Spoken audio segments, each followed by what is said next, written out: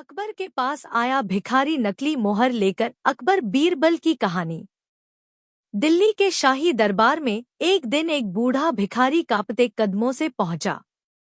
उसके कपड़े फटे हुए थे, चेहरा धूल से भरा था और हाथ में एक पुरानी कपड़े की पोटली थी। दरबारियों ने उसे देखकर हंसी उड़ाई। किसी ने कहा, महाराज के दरबार में भिखारी क्या करने आया है? लेकिन सम्राट अकबर ने उसे सम्मान से आगे बुलाया। भिखारी ने झुककर सलाम किया और बोला, जहांपनाह, मैं न्याय की उम्मीद लेकर आया हूँ।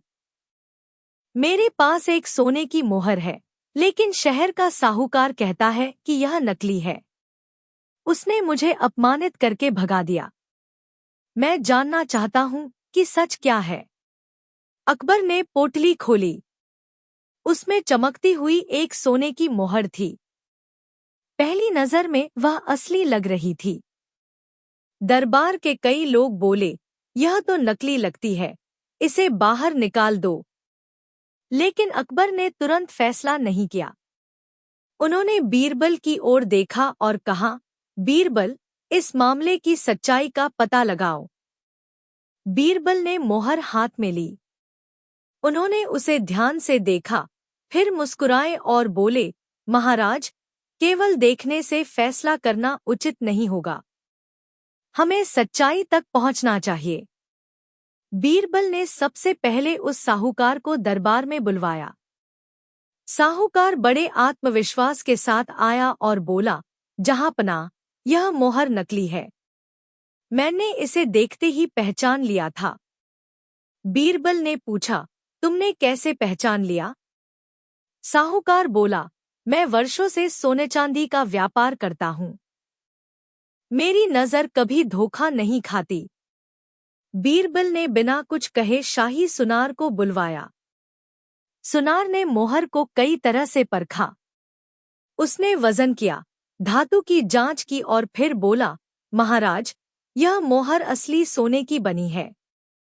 दरबार में फुसफुसाहट शुरू हो गई। साहूकार का चेहरा उतर गया।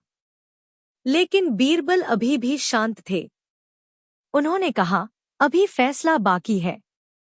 बीरबल ने भिखारी से पूछा, तुम्हें यह मोहर कहाँ मिली?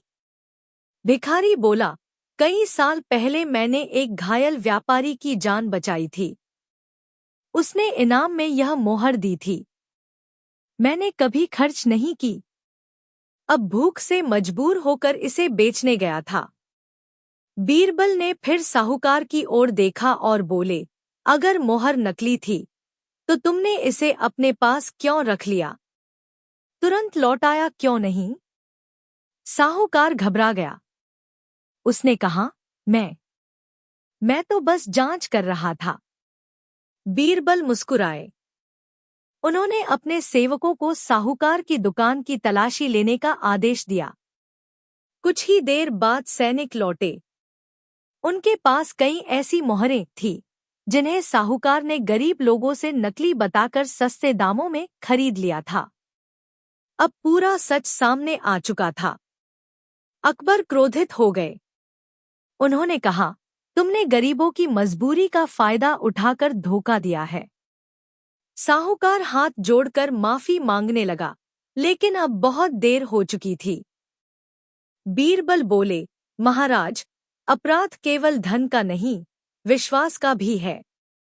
ऐसे व्यक्ति को दंड मिलना चाहिए। भिखारी को न्याय मिलने के बाद पूरा दरबार बीरबल की बुद्धिमानी की प्रशंसा कर रहा था। तभी दरबार के एक वृद्ध मंत्री ने आगे बढ़कर कहा, जहांपनाह, यदि आज बीरबल ने समय रहते इस मामले की जांच न की होती, तो न जाने कितने और गरीब लोग इस साहूकार के छल का शिकार बनते। अकबर ने गंभीर स्वर में कहा, ऐसे अपराधी को केवल दंड देना ही पर्याप्त नहीं है। हमें यह भी जानना होगा कि उसके साथ और कौन-कौन लोग मिले हुए हैं। बीरबल ने तुरंत सैनिकों को आदेश दिया कि साहूकार के सभी व्यापारिक हिसाब-किताब और गोदाम की जांच की जाए। अगले ही दिन सैनिक कई बहीखाते और संदूक लेकर दरबार में पहुंचे। जब उन खातों की जांच हुई, तो पता चला कि वर्षों से साहूकार गरीब किसानों, यात्रियों और मजदूरों की असली सोने की मोहरों को नकली बताकर बहुत कम कीमत में खरीदता रहा था। यह सुनते ही दरबार में सन्नाटा छा गया।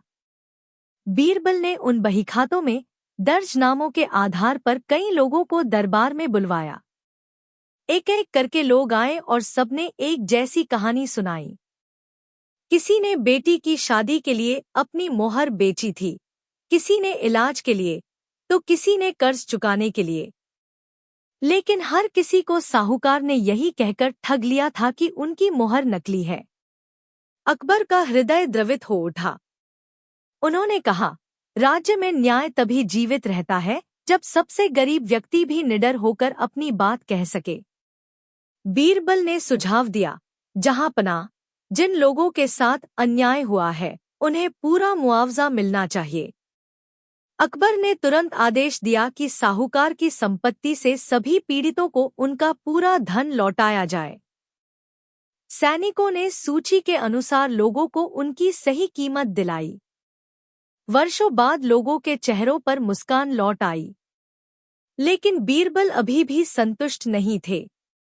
उन्होंने कहा, महाराज, यदि केवल इस साहूकार को दंड दिया गया तो भविष्य में कोई दूसरा भी ऐसा अपराध कर सकता है। हमें ऐसी व्यवस्था बनानी होगी जिससे कोई व्यापारी जनता को धोखा न दे सके।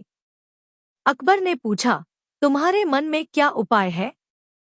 बीरबल बोले, राजधानी के मुख्य बाजार में एक शाही जांच केंद्र बनाया जाए, जहां कोई भी व्यक्ति अपनी सोने चांदी की वस्तु की निःशुल्क जांच करवा सके। यदि कोई व्यापारी गलत जानकारी देकर लोगों को ठगे तो उसे कठोर दंड मिले। दरबारियों ने इस सुझाव का समर्थन किया। अकबर ने उसी दिन इस योजना को लागू करने का आदेश दे दिया। कुछ सप्ताह बाद राजधानी में शाही जांच केंद्र शुरू हो गया। अब लोग बिना किसी डर के अपनी मोहरें और आभूषण जांच के लिए लाने लगे। धीरे धीरे बेईमान व्यापारियों की चालें बंद होने लगी। एक दिन वही बूढ़ा भिखारी फिर दरबार में आया। इस बार उसके कपड़े साफ थे, चेहरे पर आत्मविश्वास था और हाथ में मिठाई का डिब्बा था। उसने मुस्कुराकर कहा, जहांपनाह, आपने केवल मेरी मोहर नहीं बचाई बल्कि मेरा सम्मान भी लौटाया। आपकी कृपा से मैंने एक छोटी सी दुकान शुरू की है। कुछ महीनों बाद पूरे राज्य में यह चर्चा फैल चुकी थी कि अब किसी व्यापारी की हिम्मत नहीं होती कि वह गरीबों को नकली मोहर का बहाना बनाकर ठग सके। शाही जांच केंद्र की वजह से लोगों का विश्वास फिर से लौट आया था। लेकिन बीरबल जानते थे कि लालच कभी पूरी तरह समाप्त नहीं होता। एक दिन दरबार में खबर पहुंची कि राज्य की सीमा पर बसे एक बड़े कस्बे में कुछ नए व्यापारी आए हैं।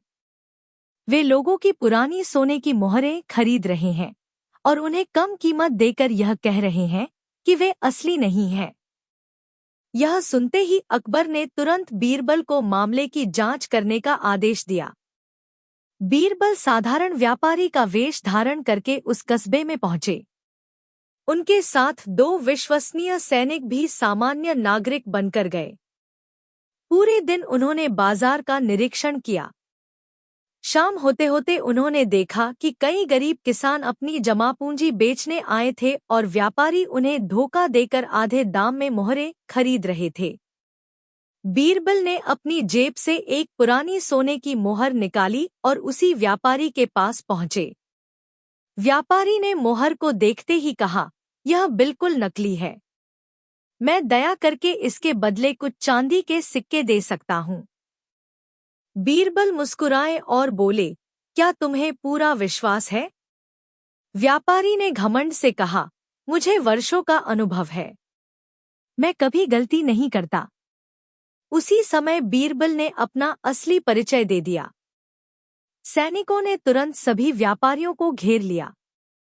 उनकी दुकानों की तलाशी ली गई तो वहां कई असली सोने की मोहरें और नकली जांच के उपकरण मिले, जिनकी मदद से वे लोगों को भ्रमित करते थे। अगले दिन सभी व्यापारियों को अकबर के दरबार में पेश किया गया।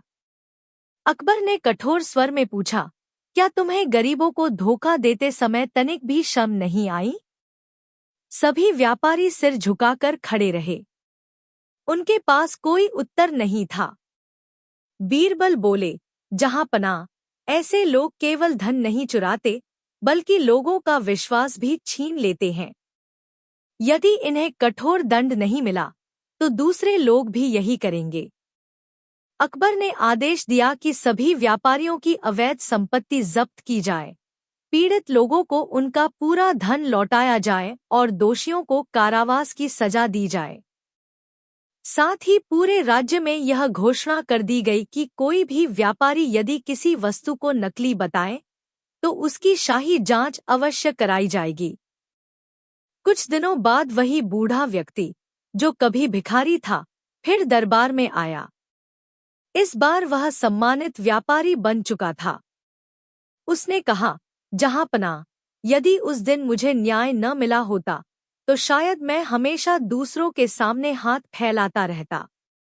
आज मैं अपनी मेहनत से कमाता हूँ और जरूरतमंदों की सहायता भी करता हूँ। अकबर के चेहरे पर संतोष की मुस्कान आ गई। उन्होंने कहा, सच्चा न्याय वही है जो किसी का जीवन बदल दे। बीरबल ने भिखारी की ओर देखकर कहा, ईमानदारी और धैर्य कभी व्यर्थ नहीं जाते।